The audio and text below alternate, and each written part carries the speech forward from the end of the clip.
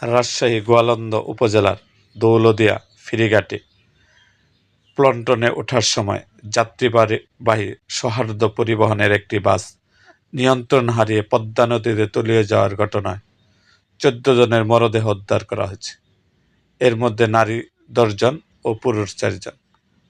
বুধবার ২৫শে মার্চ দিবাগত রাত ১২:৩০টার দিকে তলিয়ে যাওয়া বাসটি উদ্ধার করে উপরে নিয়ে আসে উদ্ধারকারী জাহাজ হামজা। এ সময় বাসের মধ্যে থেকে ১২ জনের মরদেহ উদ্ধার করা হয়।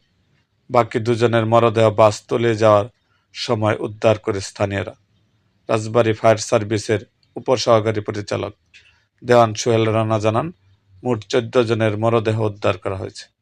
মরদেহগুলো গোয়ালন্দ উপজেলা স্বাস্থ্য কমপ্লেক্স হাসপাতালে রাখা হচ্ছে।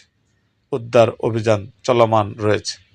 এরকম আরও ভিডিও পেতে আমাদের মুক্তাগাছার ইতিহাস মিডিয়া ইউটিউব চ্যানেলটিকে সাবস্ক্রাইব করুন এবং পাশে থাকা বেল আইকনটি বাজিয়ে দিন।